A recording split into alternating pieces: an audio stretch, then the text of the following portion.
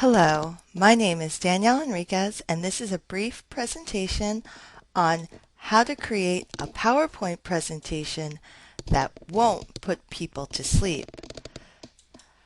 Engaging presentation tips. I'm currently enrolled in the Rutgers MBS program, which combines the technology of an MS in Science and Engineering with business courses for a more integrated approach with a bigger impact. One of the courses I'm taking this term is Communication and Leadership with the amazing Professor Kathleen Cashman-Walter, who asked I prepare a slide deck to demonstrate some of my many tips and tricks. During the second week, the class was asked to create an About Me slide deck. I have provided a link to that presentation below in case you haven't seen it yet. This slide deck will discuss many of the build techniques that greatly support the creation of engaging presentations. Some of the topics I plan to discuss are organizing thoughts to creating a story and discussing how to begin. I know oftentimes getting started is the most difficult part. I'll be talking about ways I go about organizing my thoughts and creating a story, which honestly I feel is the most crucial element to your PowerPoint slide deck. Backgrounds and ways to spice up your presentation look and feel. Graphics, which really help enhance the message or story you're trying to tell. Animations, again, keeping it light, fun, and engaging. Animations really can help focus the attention of your audience. Transition, another way to keep your audience engaged. And finally, I'll be talking about Prezi. It's just another tool that could be used in order to create engaging presentations, and I'll be showing you one of the presentations I've created for a previous course. So how do I begin? I really begin with a simple basic outline. Again, I feel the story you're looking to share is the most important component to a slide deck. So I begin with identifying the primary message or goal you would like the audience to take away. I then define supporting elements in outline form. By creating an outline, it's just one way to keep it simple and help focus your core message. So here is an example of the outline I created for my About Me presentation. I wanted to have a strong opening. I wanted to talk about my home and family, also some of the core values that were instilled in me from a young age. I also have a huge passion for sports and arts, so I felt that that was important to mention. Of course, education, that was a required element of the presentation, as was career. And I also felt I wanted to express some of the things that gave me joy by talking about some of my hobbies.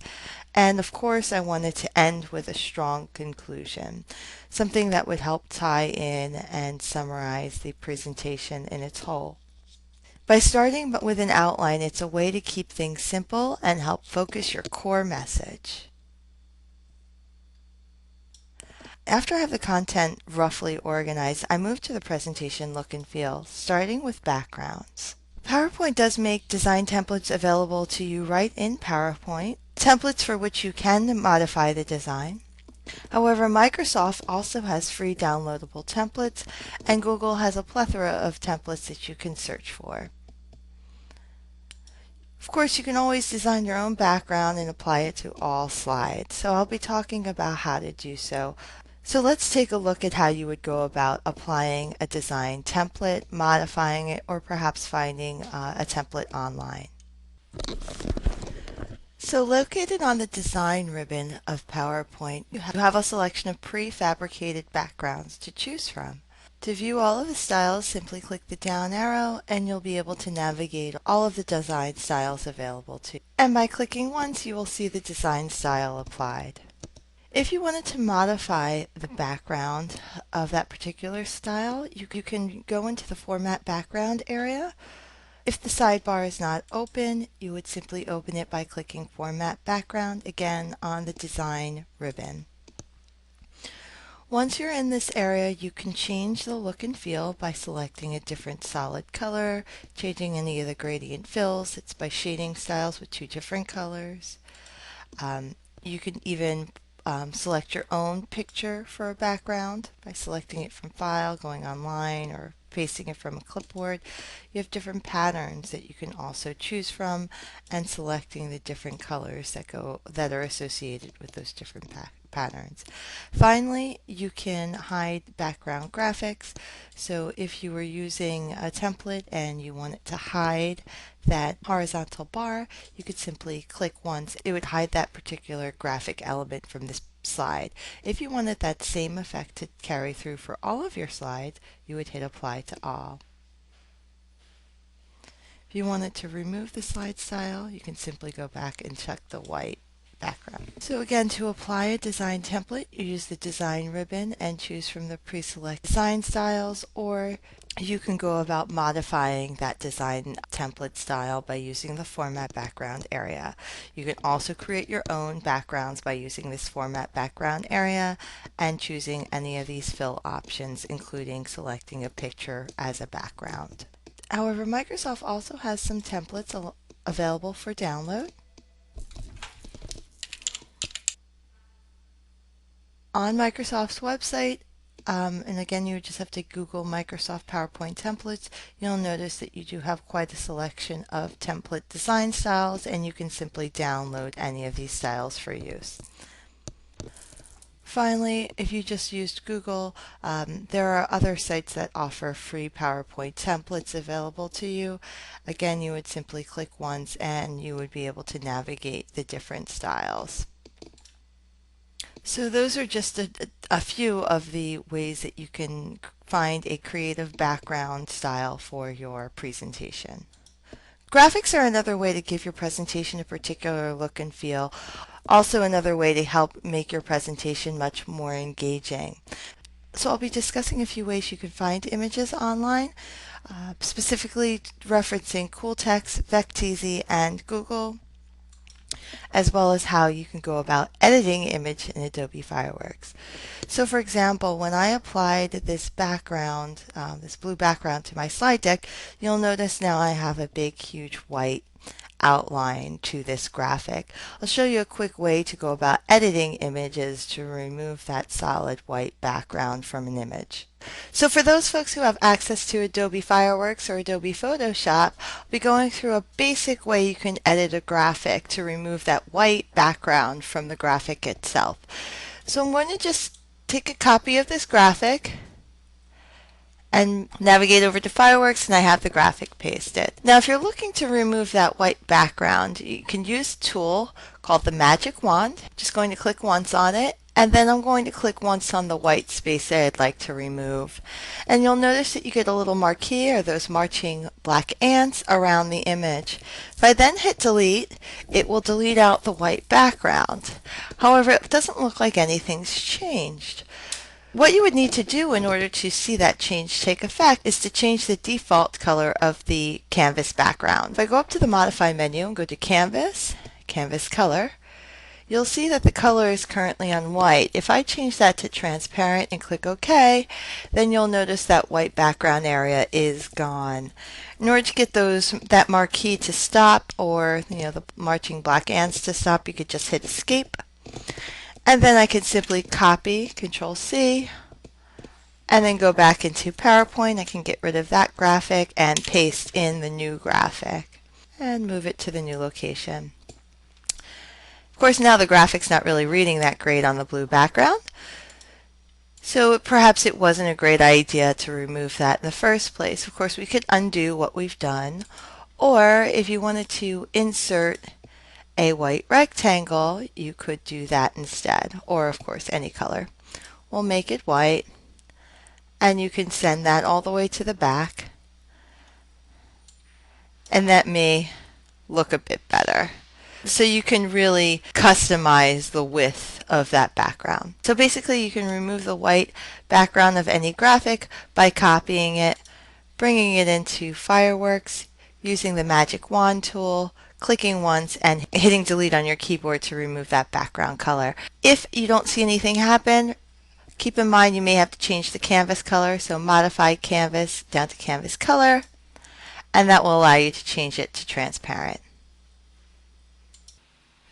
Cool Text is a great site if you're looking to convert text into a graphical form. So if you go to cooltext.com, you'll be presented with these different styles, and some of which are animated GIFs, so they worked really well in presentations, like burning. So let's select this particular style. Once you click once on it, you'll be brought to a screen where you can actually change the text to your desired text. And so I'll have it say animated GIF. And these other tabs allow you to adjust the graphic a bit further. You can change the color, the image, and so forth. I'm just going to simply hit Create Logo, and you'll see my animated GIF there. I'm going to right click and go to Copy. Of course, you could also save the image on the right click. Navigate back to my presentation and simply paste it in. Now you will see it looks like a static image when you're in edit mode of your presentation. However, if you go into the slideshow view, you'll notice that the image will be animated once you're viewing the slideshow presentation. So Cool Text is a great site for converting text into graphics.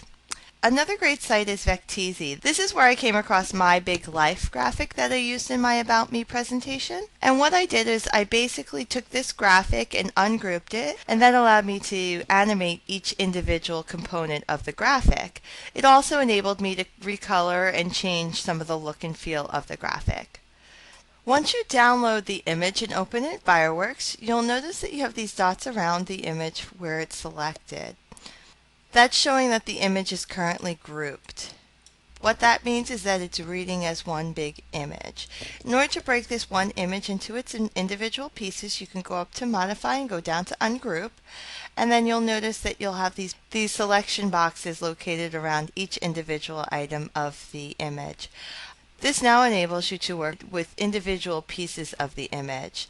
So if you only needed one part of this image, you can easily then copy and paste the one piece of the image to a new file. It also allows you to animate these images individually when you bring them into PowerPoint, and that's basically what I did for my About Me presentation. It also enables you to change the color of pieces of the image. So let's say I wanted to change hair color of a particular image. I can select what I'd like to change. I can go down to the paint can, select the color, and click inside to change that color. So once you have a vector image ungrouped, you really are able to customize the graphic to your liking. Finally, once you have an image edited, you can select the image and copy it back into your presentation.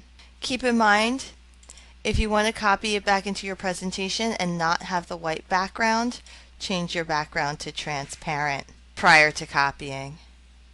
And there you have your image, your edited image with your new hair colors. So Prezi is a great site to download vector graphics for which you can further edit in a graphics editor like Fireworks or Photoshop. Finally, Google Image is another area where you can search and download free images to create engaging presentations.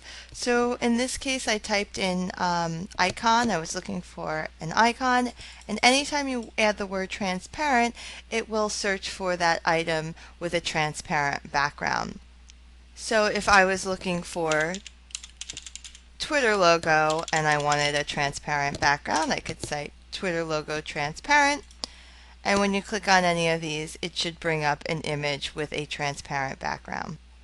If I right click and go to copy image, and then I go back into my presentation and I paste the image, you should find that the image will paste without that white background color. And this is great if you're looking to overlay graphics and create your own individual graphics. Okay. So anytime you're on Google and you add the word transparent to an image search, it really should help with the editing process because it's one less thing you have to do. It should come up with the image and that transparent background, especially helpful if you're working with slides that do not have a solid white background.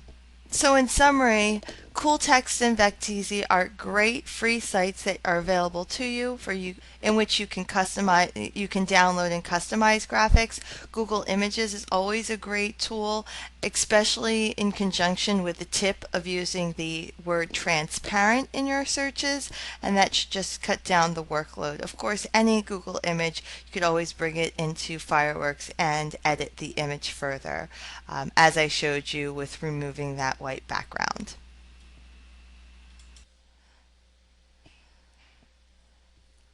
Okay, so you have backgrounds, you have graphics, and finally now we have animations and transitions. Animation is a great way to capture your audience's attention and dictate their focus. The human eye naturally scans for change, and animation effects are a great way to focus your audience's attention on important key concepts. So I'll be talking about how to animate text objects, changing the order of your animations, and some of the custom options that are available to different animation styles. I already mentioned animated GIFs during our cool text conversation, showing you how you can animate the burning text in a slideshow. And finally, adding a transition. A transition is an exciting way to go from one slide to another, and often it helps to enhance your presentation by making it much more engaging.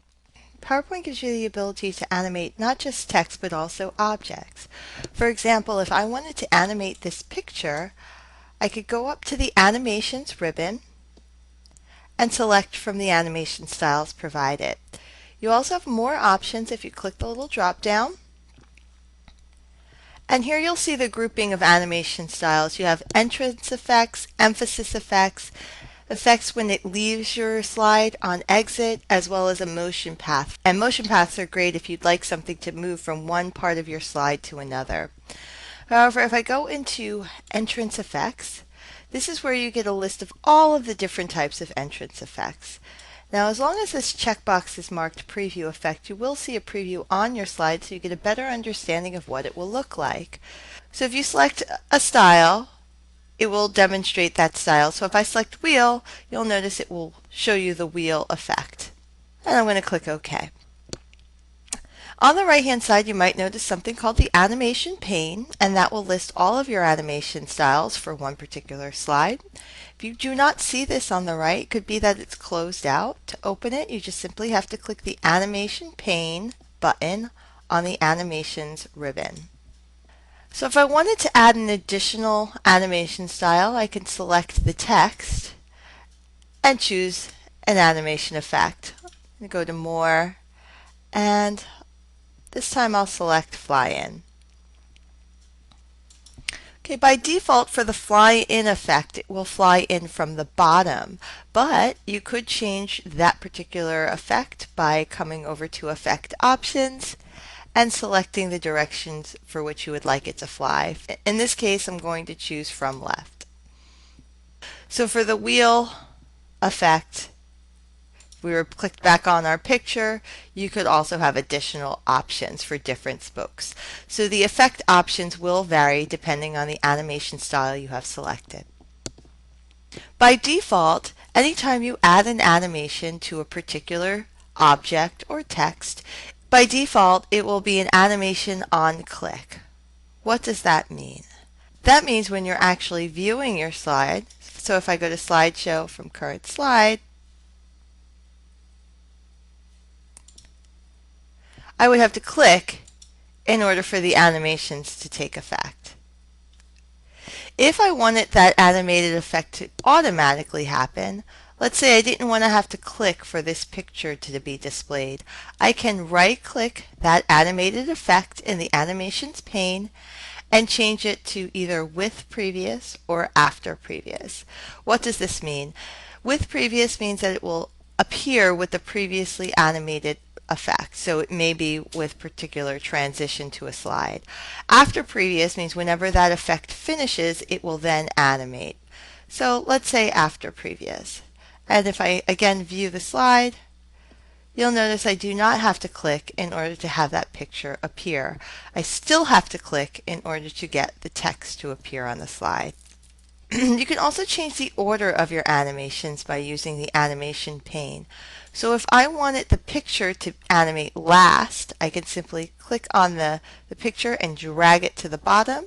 So if I go into view the slide, I'll have to first click to bring my text on the screen, and then it will appear after the last animated effect. So that's a basic tutorial on how to add an animation to both an object or text. There you have additional options. If you right-clicked any of the effects, you can go to Effect Options or Timing, which brings up another little dialog box where you have additional options and effects that you could change. And this is especially helpful if you get into more complex or more advanced animation styles on a slide. Transition is a way to animate the in-between your slides. So a transition really is moving from one slide to the next and creating an animated effect in doing so. So if you click on the transitions ribbon, you'll notice you have some standard transition styles and of course a drop down with more exciting transitions available. Again, just like the animation styles, if you click once on any transition, it will provide you with a preview of that particular transition style. And again, just like animations, you also have effect options that you could specify with each transition style. So if I select checkerboards, I then have different directions for the checkerboard effect. Transitions are often a way to keep your presentations light and fun and your audience engaged. Okay, so here is Prezi, and what's great about it is, or what I really like about it is how it moves. So this particular presentation was for a Python course, and we focused on creating a crime prevention app using big data. So it basically just kind of walks you through the points of what this application will do and why we chose to select this topic. So it's really not the content that is important here, but really kind of taking a look at how Prezi can function and how it moves through the presentation itself. What I really like again is the motion and how it moves through. It keeps it really engaging. You can also embed very tiny graphics and have it zoom in to view that graphic, which is a nice feature. Considering the app we were building was about San Francisco crime, you'll notice the graphics are all related to San Francisco, including the very unique houses, or the painted ladies as they call them, the trolleys, the Moscone Center, various hotels, the San Francisco Giants Stadium, Golden Gate Bridge in Alcatraz, along with the Seals and the Fisherman's Wharf. So we really tried to create the look and feel of San Francisco. But more importantly, Prezi really has a nice feel as it moves through the slides. So that's really what I wanted to show here, is how you can create embedded graphics that are much, much smaller and zoom in to view them and navigate your way through a slide deck. I provided a link to the complete presentation below this video in case you wanted to view each individual slide. Again, Prezi is just another tool in lieu of PowerPoint, a bit more motion and movement in transitions. To provide a quick summary, I just wanted to kind of capture all of the points that were discussed throughout this presentation, beginning with defining your core message. I suggest starting with an outline to really identify what your slide deck will be consisting of, as well as to build your story. Utilize a nice background design. PowerPoint does come with some standard templates that are available to you. I showed you how you can modify those backgrounds and remove some of the graphics if necessary. I also mentioned additional backgrounds that are available to you on Microsoft as well as searching Google. Graphics are another way to really enhance your presentation and engage your audience. I mentioned ways that you can edit your graphics for those who have fireworks. Don't forget you have that magic wand tool that will enable you to remove the background color of a graphic. Use sites like Vecteezy and CoolText to enhance your slide deck. CoolText is a great way to convert text to graphic. And Vecteezy offers a number of free graphics that you can easily ungroup and customize to your liking. When searching for graphics on Google Images, remember the tip of using the word transparent in your search. This should help reduce your workload if you're looking to remove backgrounds. One less step in the editing process. Use the animations that are available to you. You have a number of entrance, exit, emphasis, and motion paths to choose from. You never want to over-animate your slides, but use them wisely. Keep your audience in mind. Use them wisely to not only grab attention, but keep your audience focused. Transitions. Don't lose your audience in between your slides. Transition is a great way to capture your audience's attention as you move from one slide to the next. Be mindful when selecting your transition styles. There could be effects that help enhance your dialogue. Prezi. I quickly demoed part of a presentation that I had built out in Prezi. I provided a link to that presentation below. I include Prezi in this presentation to simply broaden your mind. I don't want you to think that PowerPoint is the only presentation tool available to you. There are many other tools out there like Prezi. Again, this video was produced specifically to provide useful PowerPoint tips and tricks for Professor Kathleen Cashman-Walters and the Communication and Leadership course, which is part of the Rutgers MBS program. Many of the build techniques were taken from my About Me presentation, which again you will find a link to that presentation below this video. If you have any questions, please feel free to send me an email at dahenrik@gmail.com. Thank you so much for watching this presentation, and I hope it really does help you build exciting and engaging presentations that won't put people to sleep.